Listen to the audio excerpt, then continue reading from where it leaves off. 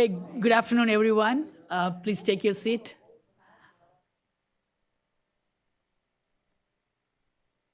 We'll start in a minute for those who are online.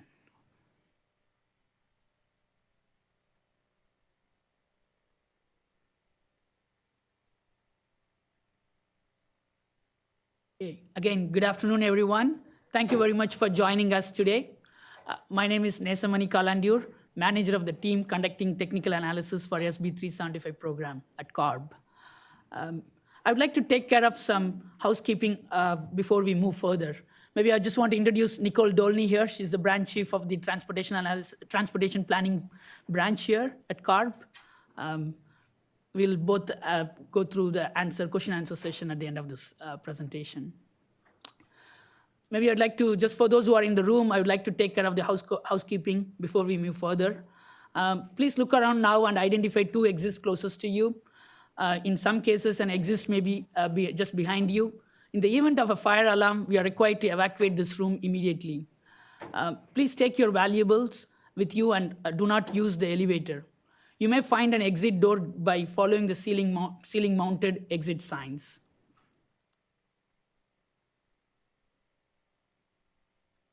Evacuees will exit down the stairways and possibly to a relocation site across the street.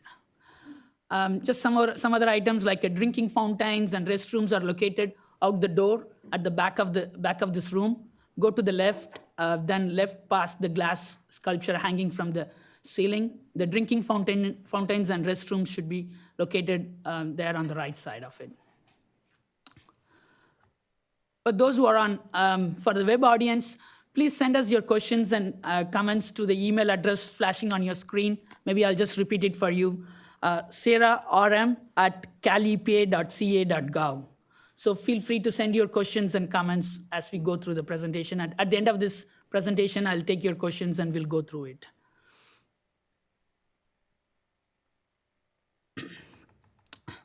So I think just this morning, we released the draft guidelines document earlier today. At today's workshop, we'll cover the content of that guidelines document itself. And then we'll open up public comments on the guidelines through the beginning of next year. This will be open until the beginning of next year itself, Jan 4th. I'll provide more information about how to send the comments and the process in a minute or so.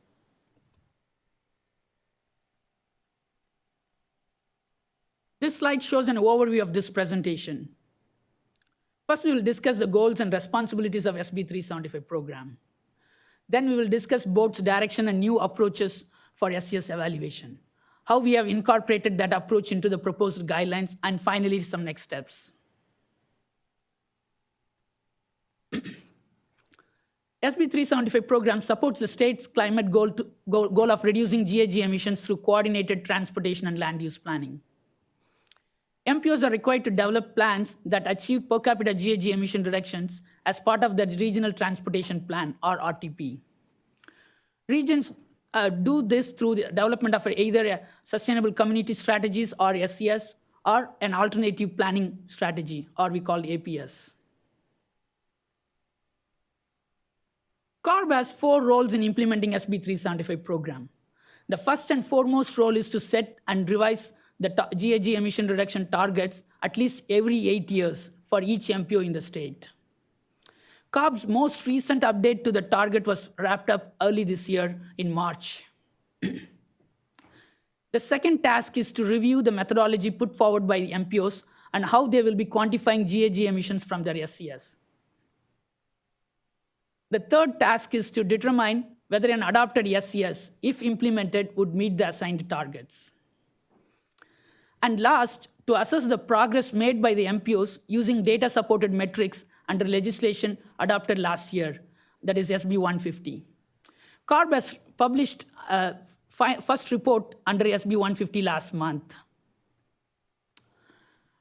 Under SB 375, MPOs have the responsibility to develop an SCS as part of the RTP that demonstrates how the region will meet the GHG targets CARB sets.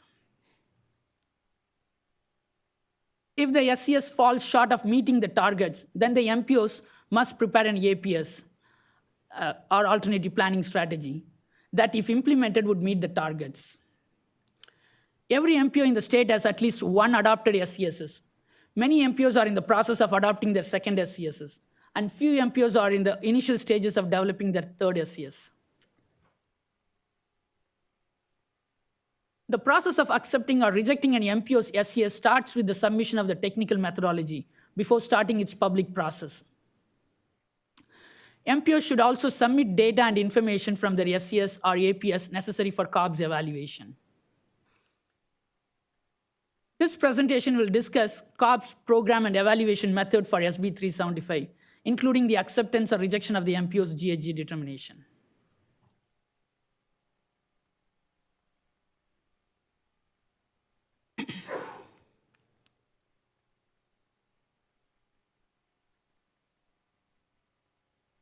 Okay, sorry.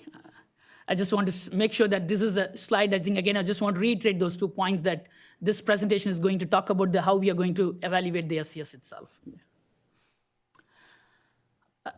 So this slide shows the, as I said earlier, this morning we released the draft guidelines. The purpose of this initial release of the updated approach is to evaluating SCS under the new SB 375 targets. The document can be found at the link shown on the slide itself. You can download it from there. The purpose of this report is to present CARB's recommendation to update our SCS program and evaluation guidelines and solicit public inputs from MPOs and affected stakeholders. It is CARB's staff's intent to continue stakeholder outreach to solicit and incorporate applicable stakeholder feedback into the final version of the report. Please provide your comments to CARB staff by January 4th, 2019 by email sustainablecommunities@erb.ca.gov. CARB staff expects to release the final SCS program and evaluation guidelines in February 2019. In this workshop, I'll walk you through the main content of the draft SCS guidelines itself.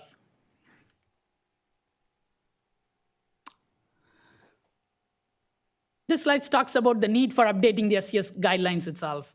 When SB 375 law was passed in 2008, CARB had very limited experience in reviewing RTPs. The existing SCS review methodology was published in July 2011 and focused on the technical aspects of the regional modeling and supporting analysis related to GHG quantification. In the last 10 years, CARB has reviewed over 20 SCSs. Through these reviews, CARB has gained additional insight and understanding of the MPO's SCS development process. During this period, MPOs have also learned a great deal about SCS implementation, including barriers to implementation and how the SCS strategies reduce GHG emissions. We are reflecting the knowledge gained in the updated SCS guidelines itself. As I said earlier, early this year, the board updated SB 375 targets for all 18 MPOs in the state. In general, the updated targets are more aggressive than the first set of targets adopted in 2010. As part of target update, CARB board also directed staff to increase focus on land use and transportation strategies and evaluate how these strategies are performing in the plan. Increase analysis of the investments and strategies MPO regions are making as compared to the last SCS. Increase program transparency and accountability through the development of additional reporting and tracking guidance. Also address equity as part of the program by reporting the efforts MPOs are taking as part of their social equity analysis. Another reason why we need to update the SCS guidelines is improve transparency in CARB's SCS review process. Also clarify expectation to MPOs and stakeholders about CARB's SCS review process itself. And then provide more transparency and consistency in how CARB conducts SCS review.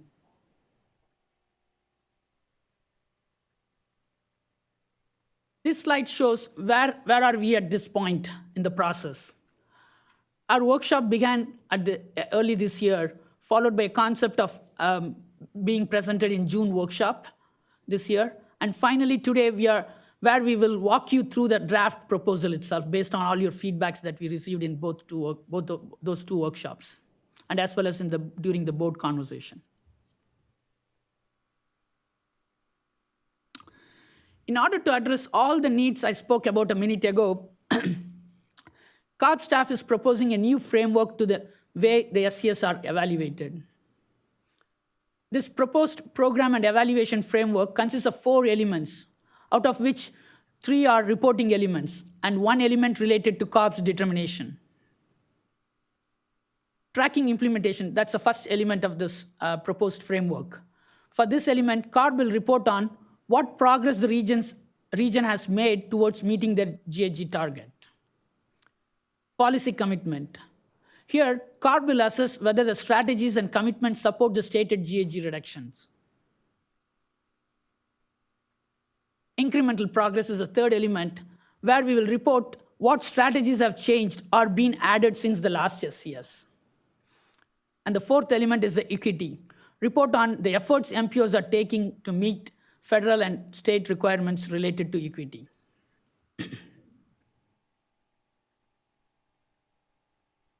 CARB, as I said earlier, CARB published first of its kind assessment last month to take stock of what progress has occurred under SB 375 to date, as required under SB 150. The goal of tracking implementation section is to answer following questions. Is the region meeting or on track to meet its RTP SCS performance benchmarks? Are key regional metrics tracking with the expectations set out by previous SCSs? CARB staff will begin reporting on whether the region is following through on its strategic commitments in the previous SCS by comparing observed data with projections provided by the MPOs from the previous SCSs for key performance indicators or performance benchmark. This slide shows some of the example performance metrics that will be evaluated.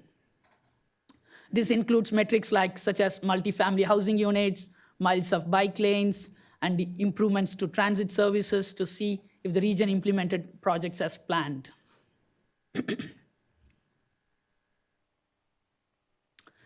This graph shows an example tracking implementation. In this graph, compares the observed data with the plan included in the SCSs. The yellow line shows daily transit ridership for a given region.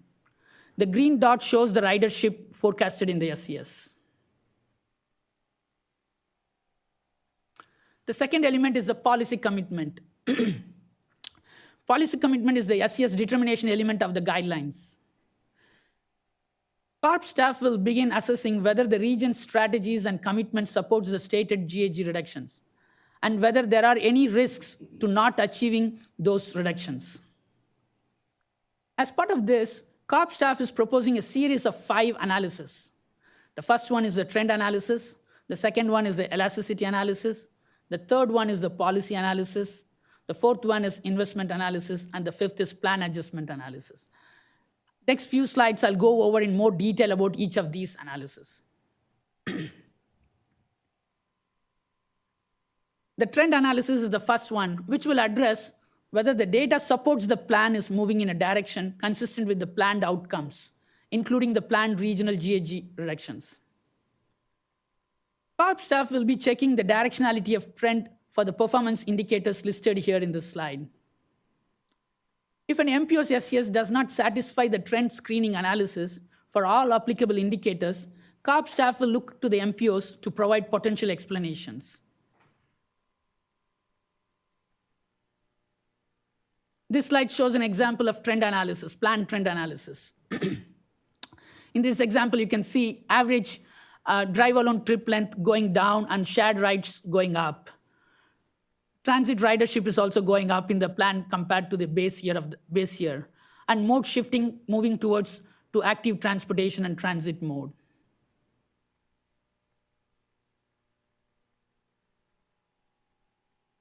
The second element is the elasticity analysis. Proposed here is new to CARB's determination. This will be piloted for the third round of SCS evaluation. The analysis will evaluate whether the scientific literature supports the SCS's stated GHG emission reductions. CARB staff is developing an elasticity analysis method to evaluate the contributions of strategies and exogenous variables to the total VMT and GHG changing results from the SCS, as to check the MPO's reported VMT and GHG results are matching there.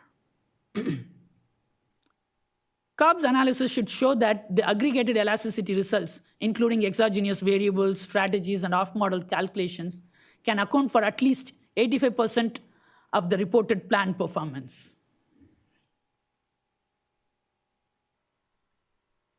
This slide shows an example of an elasticity analysis.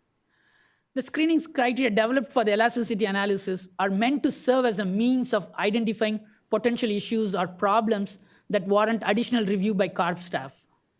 In other words, if the model-based result is sufficiently different from the elasticity analysis, results beyond an error range, then CARB staff will take additional steps to collect more information and discuss potential explanations with the MPOs. It may be possible that an MPO strategy is not well described by the plan attributes used in the screening analysis or the elasticity analysis. In this case, CARB staff may work with the MPO staff to develop substitute attributes that can be used to complete the elasticity analysis.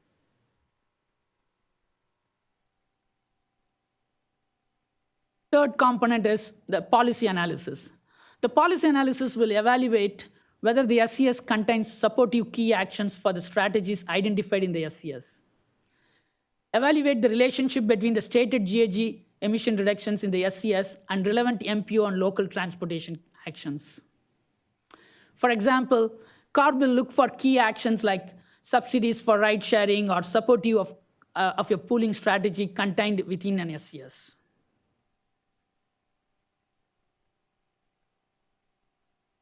Third analysis is the investment analysis. This will evaluate whether SCS investment supports the region's expected GHG emission reductions. CARB staff will compare the expenditures in this plan to the previous plan, looking for evidence of whether MPOs are shifting their investment priorities consistent with the SCS strategies.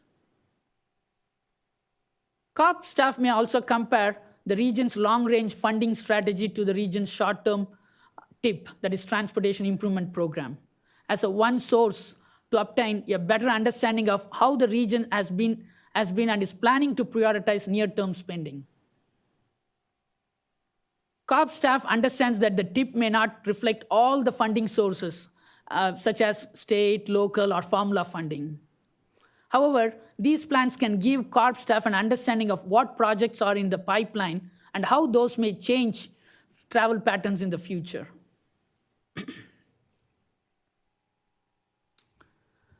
Fifth is the plan adjustment analysis, which will evaluate what measures are being taken as necessary to correct course to meet the targets if the region is falling behind on implementation of SCS strategies.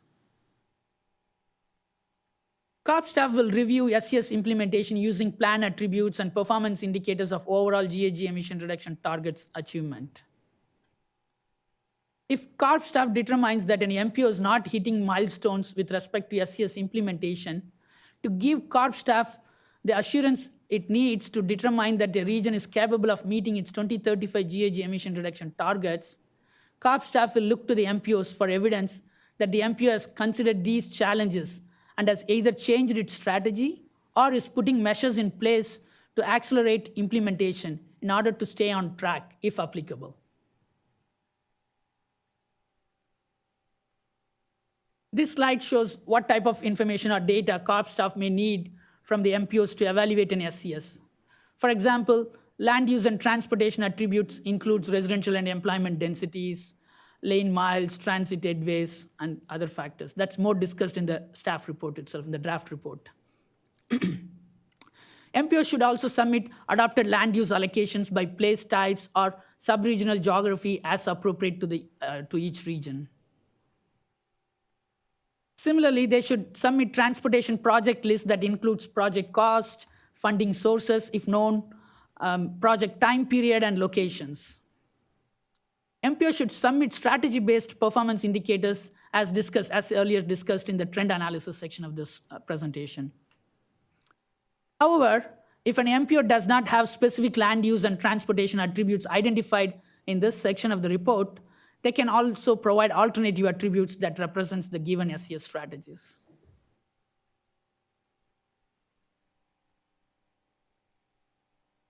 During the 2018 target update process, some of the MPOs reported to CARB that due to change in factors beyond their control, it will require even greater effort to achieve the same level of per capita GHG emission reductions reported in the current SCSs or that the adopted SCSs. While the incremental progress will not be used for CARB's determination, CARB expects MPOs achieve incremental progress due to its land use and transportation strategic commitments from its second SCS to its third SCS, consistent with information shared during GHG emission reduction target setting process. The goal of incremental progress is to answer what strategies have changed or been added since the last SCS. What is the increment of progress achieved through the strategies in this SCS as compared to the last SCS? This is an example of incremental progress. This shows the previous SCS. This slide, I think 3 bars you can see. The previous SCS and the updated SCS when controlling for exogenous variables or exogenous factors, along with the relationship to the previous SB 375 targets and the newly adopted targets that's early this year we adopted. Some MPOs might be already conducting this type of analysis to determine whether they project a gap or surplus with respect to the targets. First bar shows currently adopted SCSs or SCS2. The dark green one, maybe I can just show.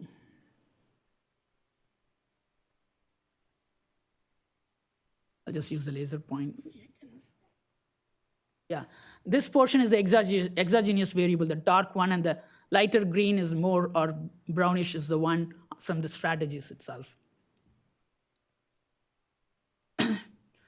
Due to change in exogenous variables such as fuel price or household income or demographic characters that are outside the MPO's control hampered their GHG reductions as shown in the second bar here. You can see in the second bar, the exogenous factors kind of significantly gone down. Still, even though the strategies are the same strategies here. So the bar shows the level of effort necessary by an MPO to make up the gap, any gap in GHG emission reductions due to changing assumptions beyond its control. That is the orange portion of the third bar. You can see here in the orange bar here. That's the portion, or that's the contribution, additional strategies that the MPO may have to do it to meet this, bring back to the target itself. CARB staff recognizes that this approach will not always work for every MPO due to continuing need to update the modeling and the data sets and other information as well.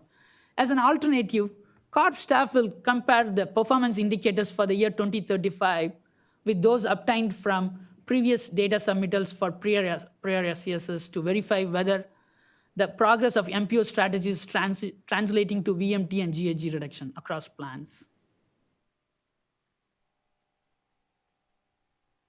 Equity is a reporting element of the SCS guidelines.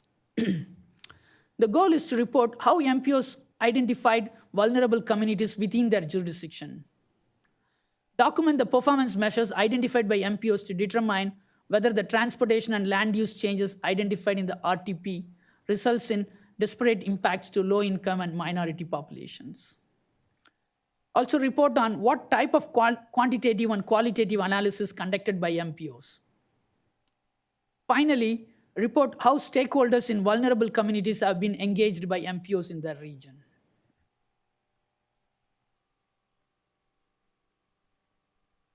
This slide shows the CARB's overall determination. Quantitative determination prepared by the MPOs will be checked to determine whether the SB 375 targets would be achieved. CARB staff will also look at the additional elements that assess whether there are supportive key actions for the SCS strategies, including investments and whether the region is making plan adjustments as necessary to meet the targets, to account for changing conditions. In other words, the outcome of the 5 policy commitment analysis that I discussed a few minutes ago, including trend analysis, elasticity analysis, policy analysis, investment analysis, and plan adjustment analysis. If any policy commitment analysis screening criteria are not met, CARB staff will look to the MPOs to provide additional information regarding what other factors should have been considered.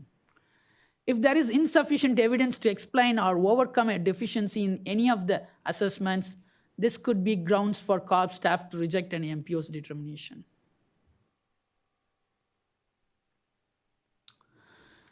This SCS guidelines also provides guidance on other key elements. Off-model strategy section of the report will provide framework and consistent approaches for MPOs to quantify GHG emission reductions from off-model strategies. CARB staff also developed an auto-operating cost calculator to bring consistency across all 18 MPOs in the approach and variables used in estimating auto-operating costs by considering for different fuel factors. Regarding interregional travel, CARB staff provides guidance and recommendations that MPO include 100% of the VMT associated with II trips, that's internal, and then XI, external to internal, and IX, internal to external trips, up to the regional boundaries when estimating the VMT for target demonstration. CARB staff also developed an MFAC adjustment methodology, which has been used by MPOs in their previous SCSs. MPOs should continue to use this approach for the next SCS as well.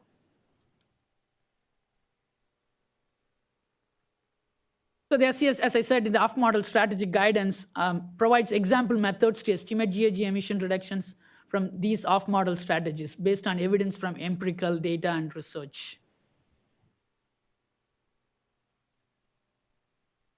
Maybe we can talk about the next steps for this process itself. CARB staff would like to seek inputs on workshop material by January 4th, 2019, as I said earlier in the presentation. We'll release the final SCS program and evaluation guidelines in February.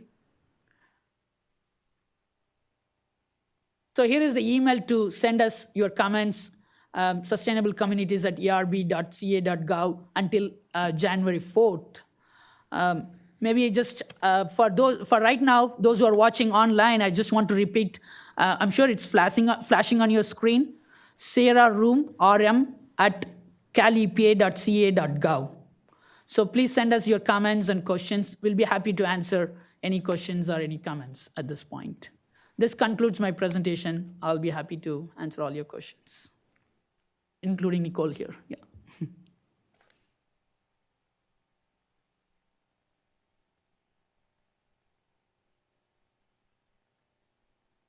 So for those in Sacramento, we have a mic, a roving mic. So if you have a question, please raise your hand. So that everybody can watch, those who are watching online also can hear the questions.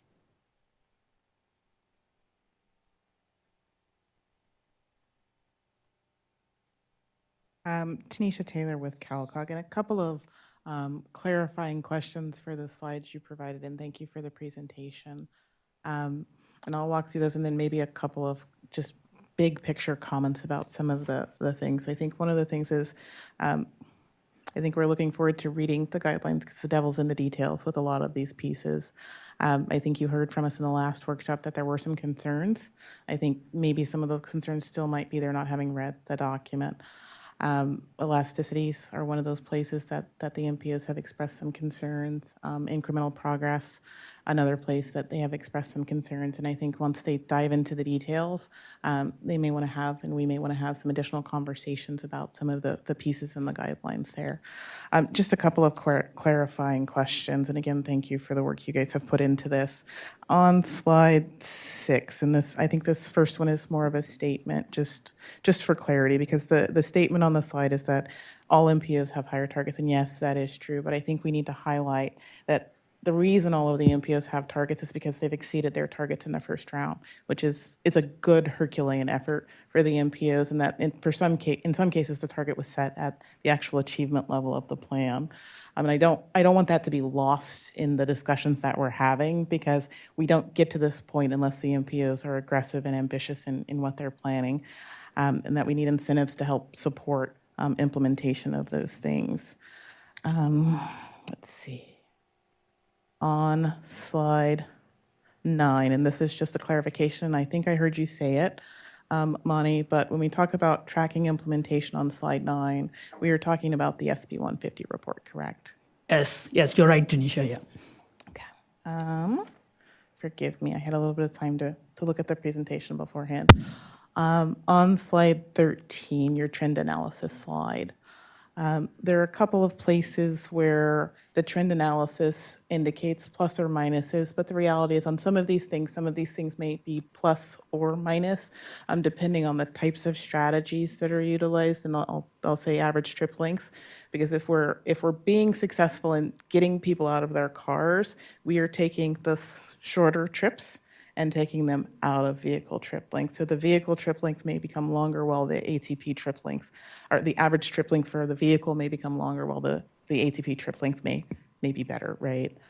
On slide 14, when we look at the examples, and it's more just a clarifying remark, when we talk about the last on the far right, if you're sitting in the room, the mode shift results in less VMT. When we look at HOV as a negative, it is this example, because HOV may be a positive if there are no transit options. And I just want to make that point because I think it's an important point, especially for my smaller MPOs out there. On slide 16 for the elasticity analysis, I think we're going to want to have some more conversations about that. I think there are some challenges that we need to articulate if they're not already in the guidelines about some of the limitations of the elasticity studies and how applicable they are to MPO regions. Some of those studies are done at a city level versus a regional level, and some of those things, and how that works into the process, I think is important when we're talking about comparing against the MPO's results. On slide 18, and I do agree that the TIP can be a tool to look at investments, but the TIP fluctuates. We can have, for example, a very large transit project that's federally funded in the TIP one year, and that's not in the TIP the next year, and it may look like a decline in transit funding, but it's really not. The TIP also generally doesn't contain operations dollars for transit, so hopefully we're looking at multiple sources when we're going through that. I think those are my comments just from looking at the slide. I do want to say thank you for putting the time in developing this document. And as we look through it, I hope that we can reach out and just have some discussions where we have clarifications or concerns about different things that may be there. So thank you. Thank you for the comments, Tanisha, and the clarifications. I mean, I do want to emphasize your point about the illustrations that we show in on these workshop slides are examples, and they will be very specific to the MPO and the strategies. They're meant here to just convey a concept of how we might approach an analysis. So thank you for that. And agreed, you know, we want to be very transparent about limitations in analyses, and so specific to elasticity, there will be a conversation about if we arrive at an analysis and we believe the literature is too limited, there will be a conversation and description of those limitations in the evaluation.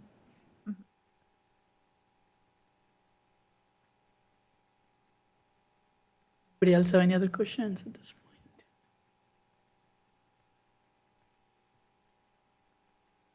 point? Hi, Will Barrett with the American Lung Association, and thank you for the presentation. We do look forward to reading through the full document. On the investment analysis, I just wanted to clarify, do you envision looking at specifically regional investments or the broader suite of investments that could be included in the SCS plan? Yeah, it'll be regional investments that's part of the plan that they included. That's what we'll be looking at it, both long-term as well as the short-term. That's a TIP as well as the long-term plan that's included in that one. Or do you mean MPO money versus other I'm pots? sorry, Yeah. to that point, yes. Yeah, so we will be looking at, yes, the investments that support the strategies in the plan, if they're known, and they're not always known, but where we can get that information. Okay, thank you, that's helpful.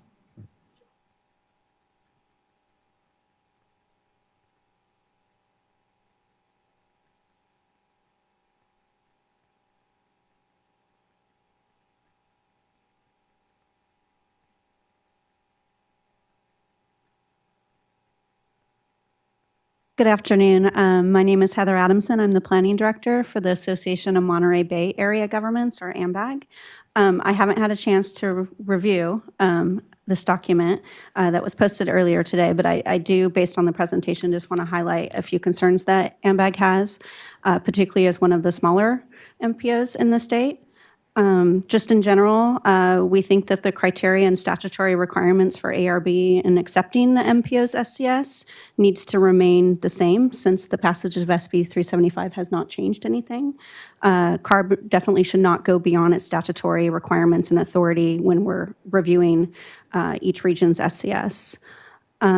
We have concerns about aggregating individual strategy-based elasticity analysis, which you mentioned in your presentation, to verify our MPO model-generated GHG results. It's a significant concern because it often ignores the synergy between the different types of strategies and projects and can misrepresent the results.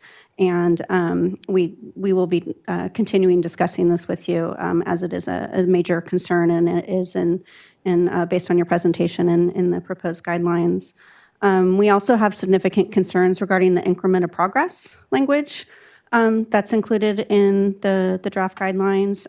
The focus should be on the strategies included in the plan and whether or not those strategies meet the GHG targets that we've been given. AMBAG's targets were set earlier this year to meet the level of investment or our previous achieved targets. Those targets that we achieved in our second SCS were larger and more than the targets given previously. And that language should be included in the guidelines, and that should be the focus instead of the incremental progress. We're also, as one of the smaller MPOs, concerned about the ability to produce new modeling data and modeling analysis under such a new sort of SCS evaluation. We have very limited resources, as well as some of the other smaller urban and rural MPOs. A lot of the model data that I saw on some of the charts in there, we probably could not reproduce given our limited existing resources. And so this needs to be definitely, I think the focus of this evaluation should be on something that's more policy strategy focused and not so modeling heavy. And it seems like we're moving more and more towards the modeling heavy focus as part of this evaluation. We will be submitting comments after we have a chance to look at the plan, but those are just some general concerns we wanted to express today. Thanks. Can go on the incremental. Well, thank you, Heather, for your comments. And I want to just touch on a few, in part also to help clarify for the audience. I appreciate your comment on what's part of the determination and what's outside of it. And we do try in the executive summary as well to differentiate which elements are part of the determination, i.e. Analyzing whether the plan, if implemented, will hit its target. There are elements that are not part of that determination. These are just reporting elements. And so they won't be part of CARB's determination, but they relate to things that we are interested in understanding in terms of what's going on in the region, especially as it relates to the plan. So if an MPO is finding certain strategies to be really successful and others to not be successful, we're interested in following how you guys might be adjusting your plan based on that learning. The other thing is related to resources, and I know that we've been working, especially with some of the MPOs that don't have the same modeling capacity that some of the larger have. And we've tried to streamline the data, the type of information and the amount of information that we would need. And we've also, in many cases, provided alternative alternative analyses that actually don't require an MPO's time. So if you choose not to do a certain exercise, you don't have to. And then we have alternative analyses that CARB staff will conduct. And then in any case, if information isn't available, not all MPOs have models that produce certain outputs. We are willing, as we have in the past, to work with you to look at other metrics. If I may add, again, thanks for your comments, Heather. Specifically on the elasticity analysis and the incremental progress, you're right. I think synergetic effects, the elasticity analysis doesn't consider that one. So that's where the screening criteria itself, we kept 85%, but we will be happy to work with you, as Nicole said earlier. That's the approach we would like to explore the scientific literature and what are the limitations and see what other alternatives on that itself. Regarding your comments on the incremental progress, again, there's an alternative approach we are looking into it, like a performance-based approach, as I said in my slides. The second approach could be like comparing your performance indicators from the previous plan to the next plan, the new plan that we'll be adopting, so we can look into it and see whether that shows the indication that the strategies are changing from the GHG reductions, corresponding GHG reductions can be explained there itself. Thank you.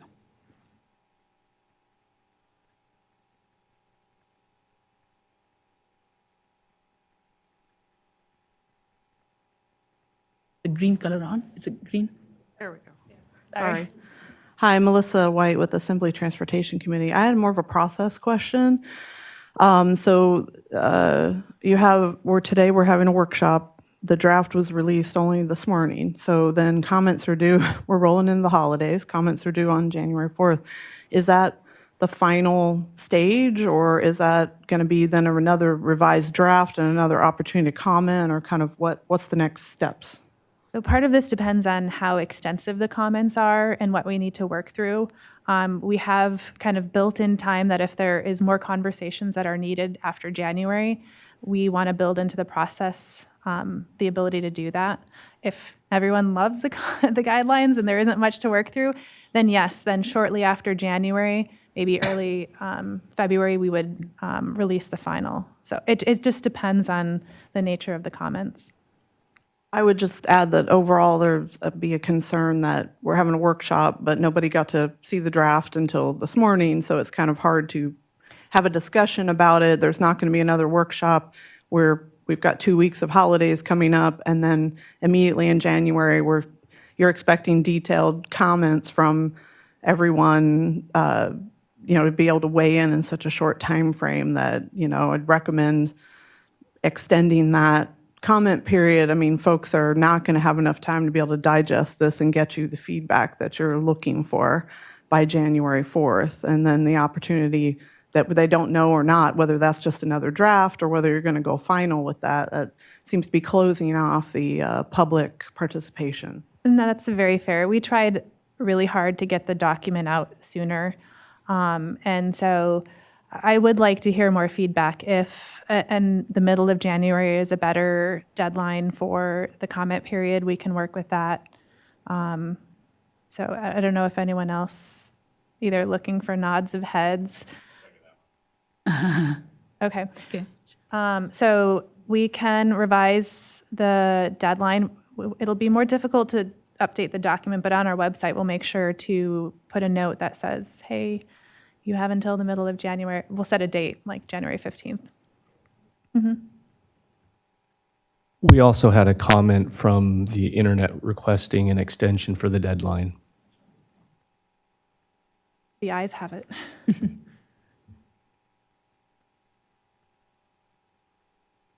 Hi, Leonard Seitz, speaking for myself, even though I work at Caltrans. I feel like there's so many comments I want to make that I don't even know how to get started on it. I've made a lot of them before, of course, and one of them is the focus on VMT as opposed to VHT or an explicit calculation of emissions. One place where that would come up is in this equity, and I'm curious how you envision getting the geographic detail for an equity analysis. So it's on there, your slide 23, I'm sorry. Yeah, so the equity analysis will be reporting on what the MPOs do for their federal and state requirements. We aren't doing our own equity analysis. And I am not an expert on how the MPOs conduct their analysis, so if that's going to be your next question, Tanisha, thank you for raising your hand. Tanisha, you want to answer that? Yeah, I can. Yeah. Let me add, while you're moving there, are you open to working with me in revising these documents and guidelines? Oh, yeah, we're open to working with everyone in terms of soliciting input on the guidelines and working through comments. And so maybe on the equity analysis, the first thing I'll say is the equity analysis for an MPO plan covers the MPO region. So if you're a single county MPO, the equity analysis would cover the single county. If you're a multi-county MPO, the equity analysis would cover the multiple counties that you cover. There are a lot of things that go into an equity analysis, and there are really two big pieces. There's compliance with Title VI of the 1964 Civil Rights Act, and then there's an environmental justice analysis. And one of the fundamental differences between those two are the definition of the population you have to study. And so for Title VI, it's limited by federal law to low-income and minority communities. But when we get to the environmental justice portion, there is a little bit more flexibility to identify the vulnerable communities. And what we're looking for are things like, they're very similar to the things that ARB looks at when they look at SIP development, is are we creating significant impacts from additional diesel vehicles traveling through a community? And we do a health risk assessment in many cases for MPO analyses. We also look at, are we putting low-income communities closer to freeways where we know that there are higher cancer risk as part of that analysis. We look at our investments and what types of investments are we making and what benefits are those making to disadvantaged communities and low-income communities and vulnerable communities. So we look at, it varies based by MPO region, because obviously the population you're trying to identify and serve and make sure their needs are met differs because the population is not homogeneous across the state of California. But those are just a couple of the things that we're looking at through that analysis. Some of it is modeling, some of it is qualitative because the tools aren't there to model it.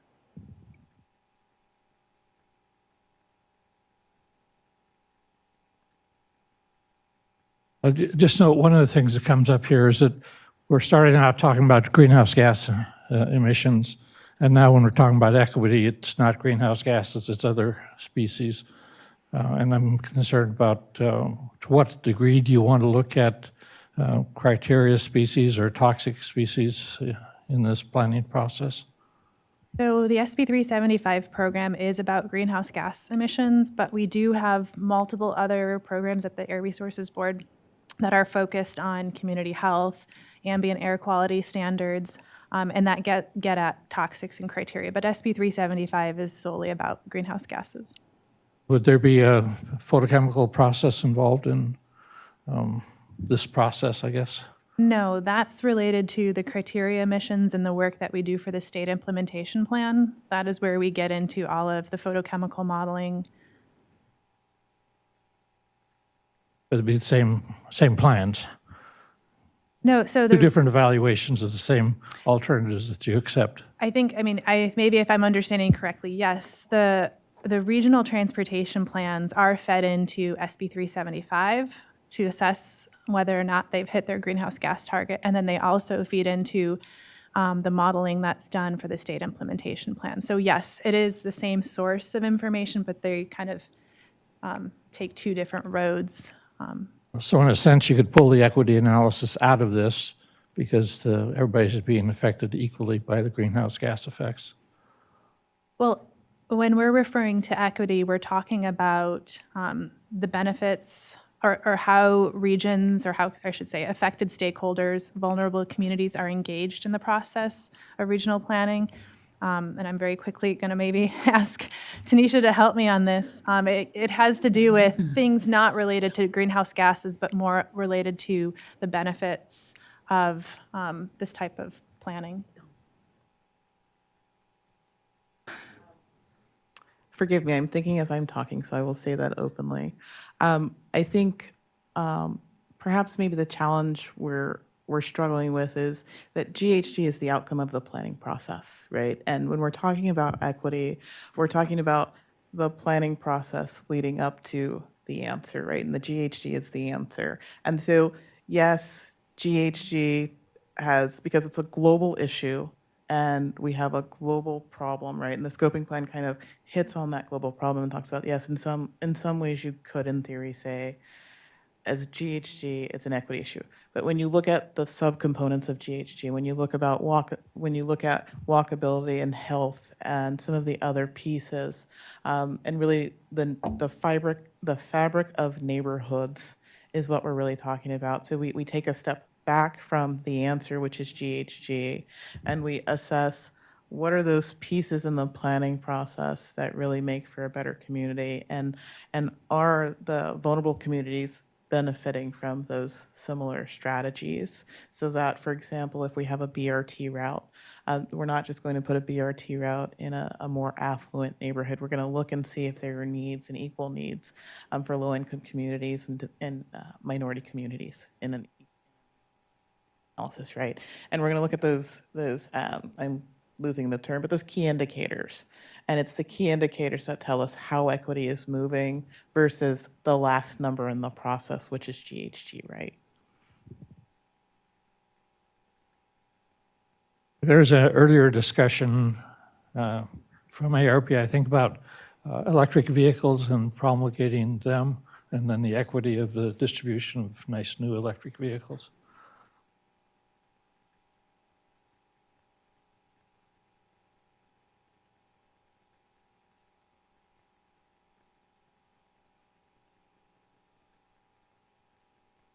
We have a few comments from online. The first is from LOIs at Climate Plan. It's a three-tiered question, or a set of three questions. The first is, will the SCS evaluation track progress, or will that information only be in the SB 150 report every 4 years? The second question is, can you give an example of how ARB may determine that the RTP SCS does not meet the targets based on the policy analysis or on the investment analysis? And then third, can you further clarify the policy analysis? Will the policy analysis discuss the expected GHG reductions from each policy? And I can repeat the first question, which is, will the SCS evaluation track progress, or will that information only be in the SB 150 report that comes out every 4 years? So thank you, Ella, for the question. On the first one, in all of our prior SCS evaluations, we have included having the intro piece be progress made in the region, where we've talked about SCS projects that have come online. And so this will be a continuation and an expansion on that, because we now have more empirical information that helps us kind of paint a picture about progress in the region. But again, that won't be part of the determination. It is merely kind of a, hey, here's a picture of what's going on in the region as we have in the past, but expanded upon. So an example of not meeting the targets, we have not encountered that example yet. I think what the goal here was to provide greater clarity on the SCS review process, which the MPOs are very familiar with, but broadly speaking, the public is probably a little bit less.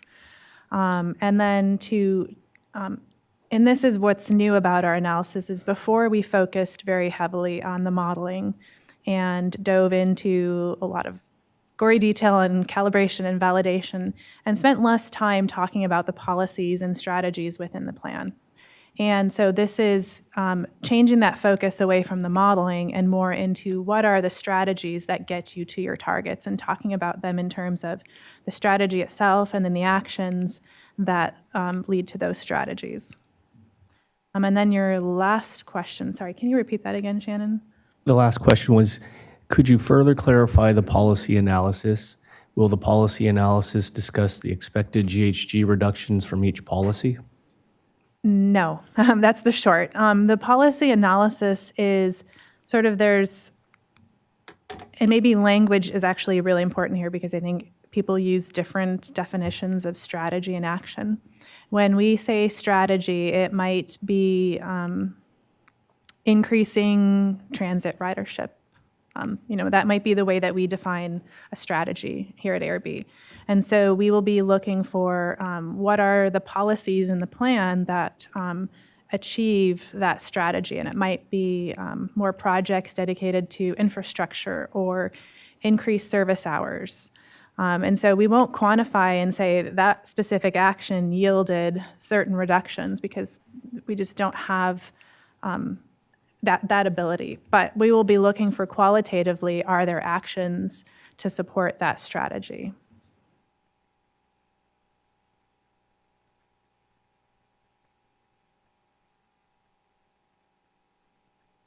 We have another question online from Fresno COG, and that is, can CARB staff please summarize the justification for the 85% threshold in the elasticity screening analysis? Yeah, thank you. The elasticity analysis was, we incorporated a buffer, if you will, is because there is no perfect way to reproduce the modeling results. And so with that in mind, we established some buffer around our ability to sort of calculate what the final or what the greenhouse gas reductions are. And that is based on engineering at judgment and our conversations with some of the academics in the field that do this work. We are soliciting comments on whether that's an appropriate threshold. Obviously, it can't be 100%, so we need to find something that is appropriate given the limitations. Again, I want to clarify, if that threshold, though, isn't met, it doesn't mean an automatic fail. It just means that perhaps there's additional information or conversation that needs to be had between the MPO and CARB on why that might be happening.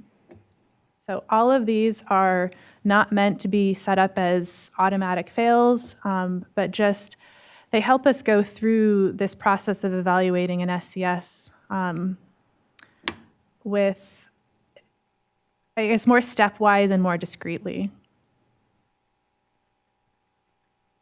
We have two questions from Environmental Health Coalition. The first one is regarding the equity analysis, and in particular, the question regarding how MPOs are identifying vulnerable communities. How do you define what an acceptable definition of vulnerable community is? Are you recommending a particular model to identify these communities, such as CalEnviroScreen 3.0? So I'll start by saying, we aren't defining how the MPOs conduct their equity analysis. We are looking to see what they do as part of their federal and state requirements. And one of the things that we look at is how that guidance is provided in the Regional Transportation Plan guidelines that the California Transportation, or Caltrans, sorry, and the CTC puts together. And so again, we aren't defining that, but we will be looking to those guidance documents as well. I don't know if anyone else if anyone wants to add anything that works in this area, please raise your hand. The second question from EHC is, can you talk a little more about the equity analysis and what other questions are you addressing via strategies the MPOs are using to address equity? Are you looking at project prioritization, plans for investments, or other strategies to center equity issues? Can you read that once more? I don't want to give the same answer that I gave the last time, so if it's not maybe getting at their question. Certainly. Can you talk a little more about the equity analysis and what other questions are you addressing via strategies the MPOs are using to address equity? Are you looking at project prioritization, plans for investment, or other strategies to center equity issues? Okay, so the answer will be similar to the last one. We aren't doing the equity analysis, nor are we defining for the MPOs how they do that. I am guessing that maybe some of the information that you want to get at would be in the RTP guidelines.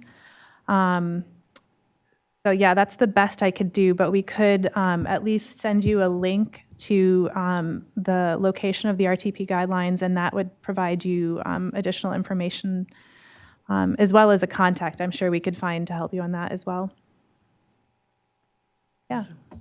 This is Tanisha with CalCog. I think one of the things I might add to what Nicole is saying, especially in terms of the investment strategy, one of the things that many MPOs do look at is how that investment strategy has an impact on minority, low-income, disadvantaged environmental justice communities, and making sure that there aren't any disparate impacts that come from the investment strategy. And so that we know that transportation has a history of putting freeways down the middle of disadvantaged communities. Those are things that we do look at as part of our federally required EJ analysis, and making sure that there's access to opportunity, as well as the investments aren't causing harm in any way that's any greater than to any other community. And so that we're looking across the communities and comparing to make sure that there's no significant issues that we're raising, and we're not trying, the 60s and they were bad, and we don't want to recreate those things. And we recognize that there are some things that we have to do to ensure that we're not going back down that route. And so there are some analyses, and if you look in the plans of each of the MPOs, you will see that they've looked at investment strategies and how they impact their environmental justice and equity communities throughout the state. I don't recall where I read it, but recently I was looking at an analysis of small particulate emissions and how they affect different communities differently, in particular the very high concentration of them in minority and poor communities.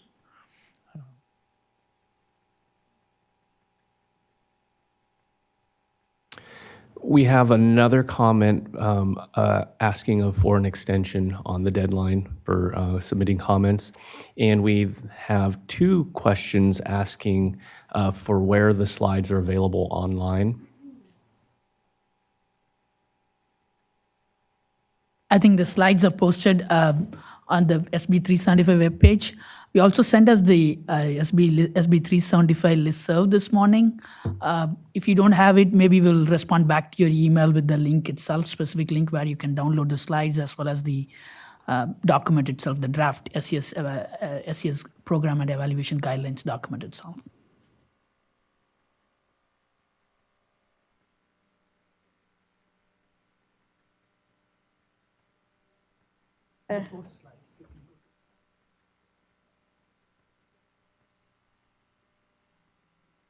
Then that way everyone on the phone.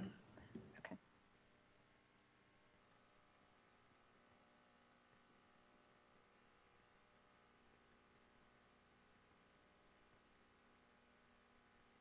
Currently, we are showing it on the screen itself, so you can go to that link and download it.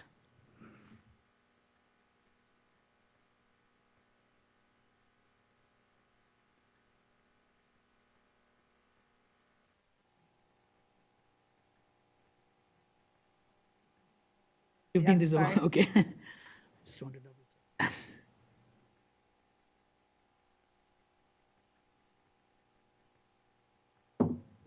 Any other questions?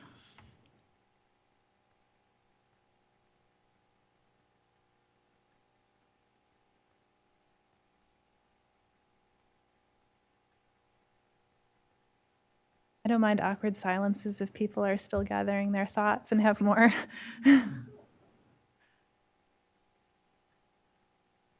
Okay. Well, with that, we will wrap up this workshop. Again, I know folks haven't had a chance to read the document, and so if as you're going through this, you have questions, you want to discuss portions of it, you can reach out to the same email address that's here on the slide and that's in the document, and we would be happy to talk to you. Thank you, guys. Thank you very much. Yeah, thank you.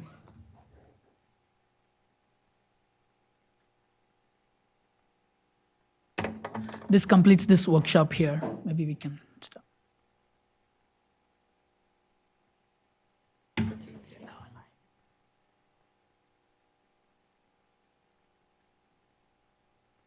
It's still live, I think. That's what I just want to make sure that it completes this.